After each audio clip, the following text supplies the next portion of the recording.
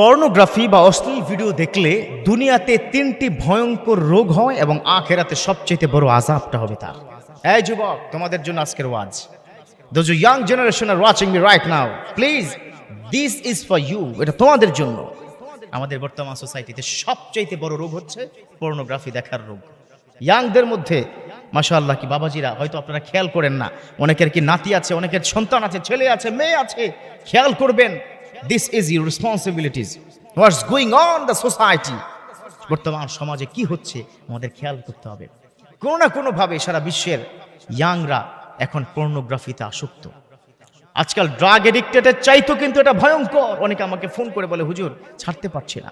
তোমাদের জন্য বলছি, যারা ছাড়তে পারো না, তিনটি ভয়ঙ্কর রোগ হবে। মেডিকেল সায়েন্স বলেছে বর্তমান এই সোসাইটিতে এই ভয়ঙ্কর রোগটা, বর্তমান সায়েন্টিস্টরা, এখনকার এই শতাব্দীর সায়েন্টিস্টরা কি বলেছে, এই রোগ হবে সবচেয়ে ভয়ঙ্কর রোগ এবং এই রোগের কারণে সংসার নষ্ট হবে।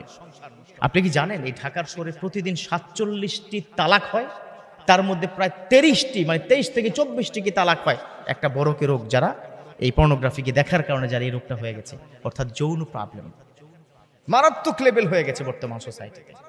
স্ত্রী সুখী না, কারণটা কি জানেন?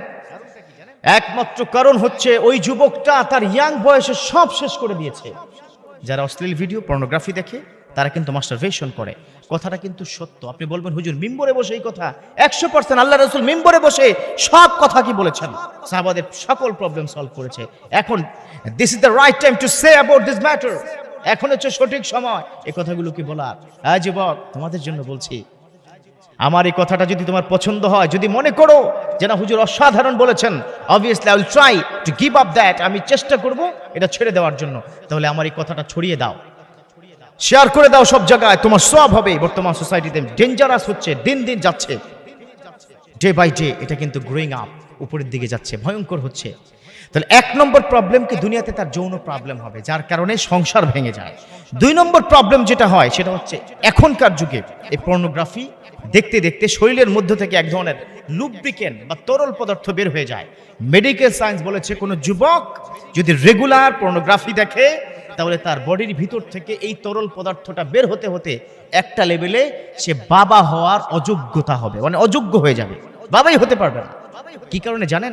একটা বডিতে, একটা পুরুষের বডির মধ্যে যে শুক্রাণু এবং ডিম্বাণু, মেয়েদের দুটা সংমিশ্রণ ছাড়া হবে না, ওই শুক্রাণুর সাথে কিন্তু বেশ কিছু পানীয় থাকে, লুব্রিকেন্ট থাকে, তরল পদার্থ থাকে, সেটা যখন বের হয়ে যায় ওটা মরে যায়।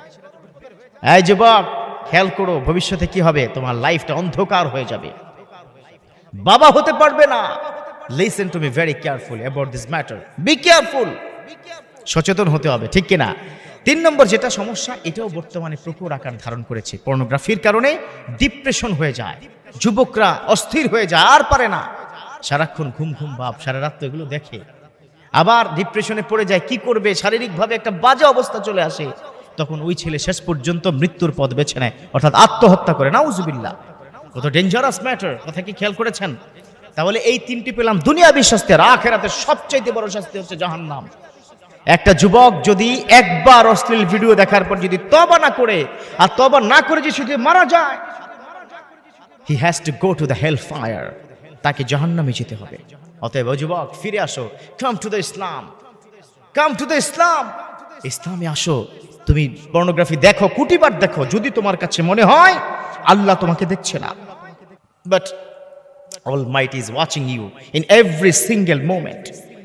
অতএব যুবক, তোমাদের কাছে বিনীত অনুরোধ জানাচ্ছি, প্লিজ প্লিজ পর্নোগ্রাফি থেকে ফিরে আসো, জীবনটা সুন্দর হয়ে যাবে, এই দুনিয়াও সুন্দর হবে, hereafter that's will be better for you, you will be happy ইনশাআল্লাহ। আল্লাহ পাক আমাদের প্রত্যেক যুবককে, যুবতীকে বুঝার ও মানার তৌফিক দান করুক। সবাই পড়ি আমিন।